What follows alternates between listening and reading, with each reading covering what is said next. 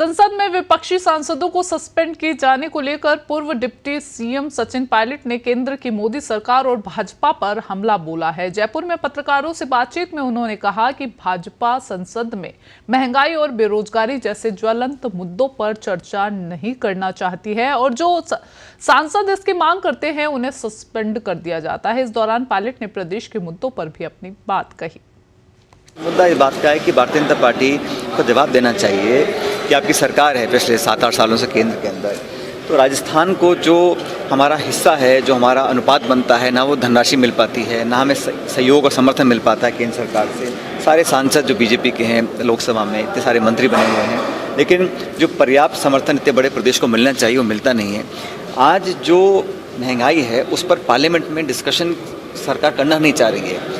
20 सांसदों को सस्पेंड किया जा रहा है। सांसद धरना दे के बैठे हैं गांधी जी के स्टैचू के नीचे पार्लियामेंट के अंदर। तो जीएसटी को लेकर हमारी मांगे हैं, महंगाई को लेकर हमारी मांगे हैं, जो अतिक्रमण चीन कर रहा है हमारी सीमा पर उसको लेकर हमारी मांगे, बेरोजगारी, इन सब मुद्दों पर सरकार चर्चा करने से बचना चाहती है और जल्दबाजी में सदन को, विपक्ष के लोगों को हटाकर बिल पारित करने की उनको जल्दबाजी है। अगर पूरा बहुमत आपके पास है तो आपको चर्चा में भाग लेना चाहिए। भारतीय जनता पार्टी का मुझे लगता है कि वो सिर्फ एक चुनावी गणित साधना, एक सांकेतिक सिंबलिज्म करना और लोगों के अंदर चर्चा हो ही नहीं पाए महंगाई की और बेरोजगारी की, उस पर ध्यान केंद्रित है और गवर्नेंस के ऊपर का ध्यान केंद्रित है नहीं। इसलिए सिर्फ चुनाव जीतना, लोगों के अंदर टकराव पैदा करना, लोगों को भ्रमित रखना, इस पर अपना पूरा ध्यान उनका केंद्रित रहता है। कानून में जो भी शिकायत होगी उस पर जाँच सरकार पूरी करेगी, लेकिन मैं समझता हूँ जो हादसा हुआ वो बड़ा दुखदायी था। किसी भी इंसान को इस प्रकार का अगर कदम उठाना पड़ता है तो बहुत पीड़ा मन में होती है और खासकर एक साधु ने ऐसा किया, उसकी बहुत मुझे खेद है कि ऐसा करना पड़ा। सरकार ने उसके पहले भी उसके पश्चात भी कुछ कदम उठाए हैं, वहाँ के जो इलाके के लोगों की मांग थी, लेकिन कोई भी व्यक्ति अगर अपनी जान लेता है तो ये तो बहुत ही दुखद एक घटना थी और मैं अपनी संवेदना प्रकट करना चाहता हूँ उन सभी लोगों को जो उनसे संबंधित थे।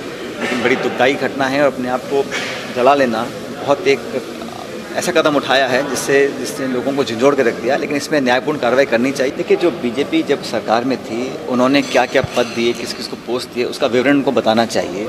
और जो सवाल ये लोग पूछ रहे हैं वो लोग हैं शायद उस टाइम सरकार में नहीं थे, इसलिए सवाल पूछ रहे हैं। जो सरकार का सत्ता में रहे थे उनसे सवाल पूछना चाहिए कि कितनी नियुक्तियां आपने करी, क्या क्या संसाधन दिए गए और जो भी प्रावधान है कानून के अंदर उसके तहत ही सारी कार्रवाई हो रही है।